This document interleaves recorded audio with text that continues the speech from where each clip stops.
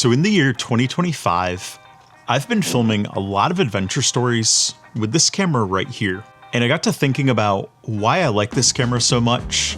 And I've realized I haven't really talked a lot about this camera on this channel. There's been a few videos here and there, but this camera is my all-time favorite vlogging camera and also my favorite B-roll camera. And while this camera isn't cheap, I'm going to explain to you why this camera is such a great value if you're looking for a camera to really up your filming game. So this camera right here is the Sony ZV-E1, and this camera has a full frame sensor, but it packs that sensor into a vlogging friendly form factor. And basically this camera is a Sony a7S III or FX3 for half the price. And I came up with a list of 15 reasons why the ZV-E1 is my favorite vlogging camera. So first of all, this camera has a full frame sensor with absolutely insane low light performance. And from my perspective, no vlogging camera in this size comes close. So first of all, you get a clean ISO all the way up to ISO 12,800, which is really high. That means if you're going in dark tunnels, like I have many times with this camera, if you're having an adventure outside and you want to film that in the evening or at nighttime, and maybe you only have lighting of a flashlight or a bonfire, that is more than enough to get absolutely incredible footage. Lighting is never an issue. You don't have to worry if you're in low light. This camera is up to the task. And the best part is you can get that background separation that looks really cinematic and professional. And really, the sensor in here is probably the #1 reason vloggers like myself love this camera. Now, the next thing about this camera that I really like, this camera has class-leading autofocus that just works. That Sony real-time autofocus has human, face, eye, and subject tracking, and it is reliable focus even in chaotic moments. There are plenty of moments where I brought along the ZV-E1 on hikes, and I wasn't sure if it stayed locked onto the subject that I wanted it to, but then when I got home and looked at the footage later, I was pleasantly surprised that it did perfect. In addition, you get those smooth transitions between subjects. You don't get that focus hunting or breathing like you see on a lot of cheaper cameras. So if you like to vlog with kids, pets, hiking, travel, or anything that's fast-paced, the autofocus consistency is very important, and this camera will not let you down. The next really cool thing about this camera is it has the best stabilization of really any Sony camera at this point. And when it comes to vlogging, stabilization is really important. It's not ideal to carry a camera like this around on a gimbal if you don't have to. And the great thing about this camera is you technically have 4 different stabilization modes if you count off as one of those modes. So I'll tell you a little trick at the end of this section, but I often use the standard stabilization. But if you want gimbal-like stabilization out of this camera, you can use what's called the dynamic active mode. When you have that mode turned on, you are going to get a crop, but you are also going to get really incredibly stabilized footage. Now, I don't necessarily recommend using this mode because of that crop, but if you had a lens on here, like a 16mm, a 20mm, where you don't have that variable focal length, you can use that dynamic active to mimic a longer focal length. So it is very cool. If you want less of that wide angle perspective with your lens, and you want a more narrow perspective, using that dynamic active mode is a great option for that. And you don't have to worry about any micro jitters with that mode. You get those smooth, natural movements. But the reason I like to use the standard mode is because 1, it doesn't introduce crop into your footage, and 2, you can take that footage later on and you can use an open source program named Gyroflow to stabilize it. And when Gyroflow stabilizes it, you're going to only get a little bit of a crop. You're not going to get nearly as much crop as dynamic active.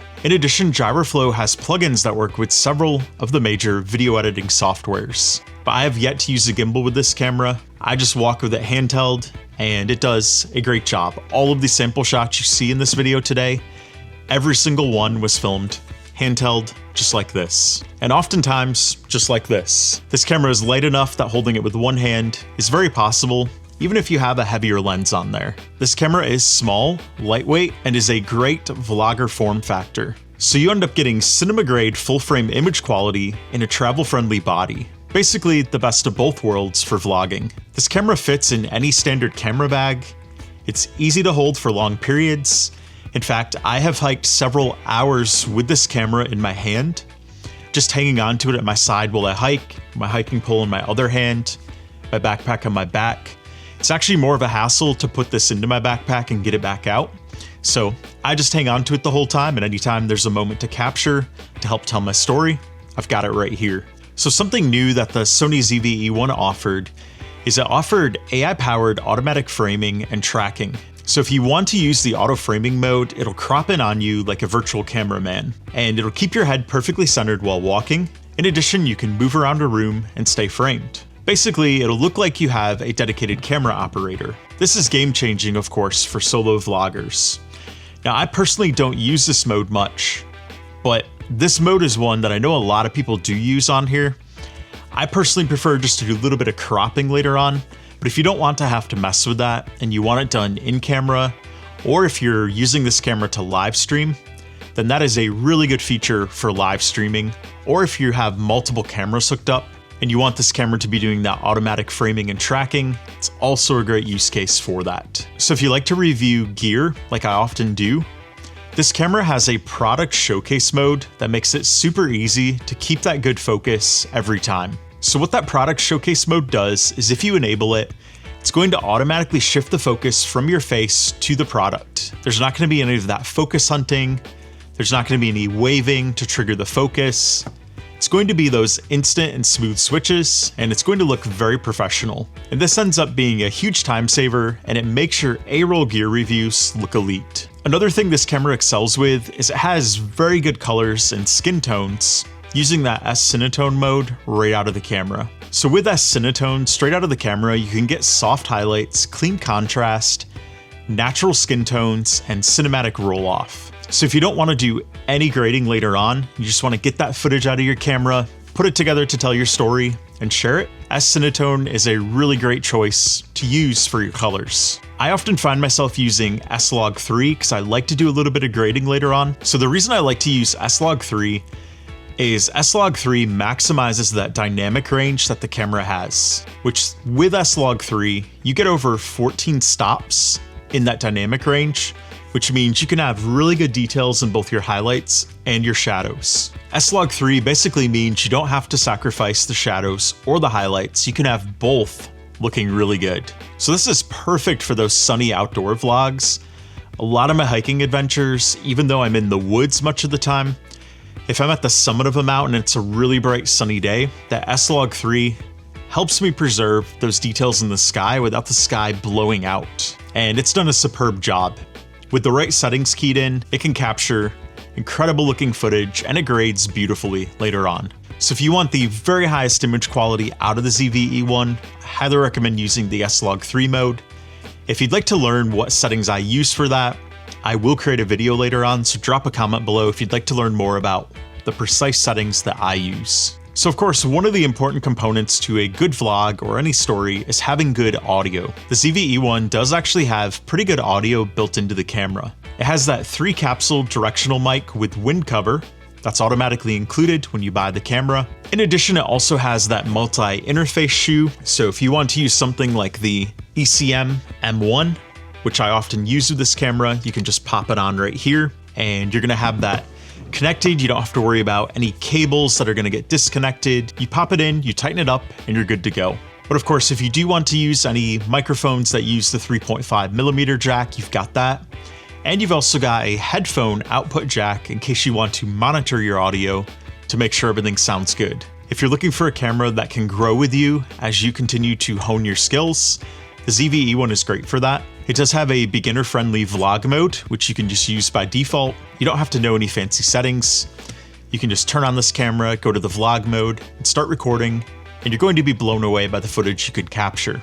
But as you grow in your skills, if you have the desire to challenge yourself further and wring the very best quality out of this camera that you can, this camera does have that full manual control for experts and pros. Basically, the ZV-E1 can scale with your skills. And of course, the ZV-E1, you have interchangeable lenses, which means you can get unlimited looks with this camera. You can use the 16-35 vlogging lens I have on here, which is my favorite for vlogging, but you also can pop on a 20mm prime for walking and talking. You could do an 85mm for portraits. You could do a 24-70mm, which is a great travel lens. I also use that one often. It's actually the lens I'm talking to right now. It's a 24 to 70 mil. But basically, the ZV-E1 is not limited like point and shoot cameras are. You can switch out lenses as much as you want to. So the resolution on this camera is another big thing. You can get high quality 4K 60 and also high quality 4K 120. Now originally you could not capture 4K 120 with the ZV-E1, but Sony did release an update where you could unlock that on here at no cost, and I of course installed that update. And 4K 120 looks incredible if you want to get any of that slow motion and have the slow motion look excellent. 4K 120 is going to do a really good job with that for you. And of course, that footage is oversampled and very detailed. So there is a ton of detail when you look at that footage, and when you export it later on and upload it to YouTube, the footage is still going to look great on YouTube, even after the YouTube compression. Which if you want to know what settings I recommend for those exports, let me know in the comments below, and I'll make a video on that as well. In addition, with that footage quality, you have very minimal rolling shutter on this camera. So this helps those walking shots look clean. There's not that jello effect. And if you're panning the camera left and right, especially if it's fairly quick, you're not going to have that wobble when you're panning it. And really the rolling shutter on here is much better than a lot of other full frame cameras. And of course, if you're looking for clips to share on social media, footage from the ZV-E1 has that very clean aesthetic look to it. It looks very professional, especially with that depth where you can autofocus on your subject and have that blurred background. That's a really nice professional look.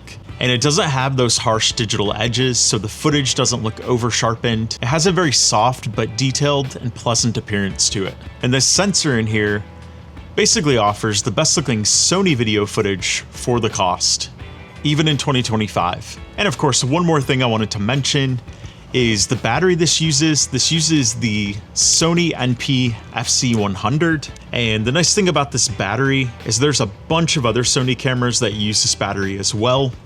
The camera I'm talking to, the Sony a7S III, which has the same sensor as this camera, it also uses the same battery. In addition, I own the Sony a7R IV, which I use for photography, and that one also takes the same battery.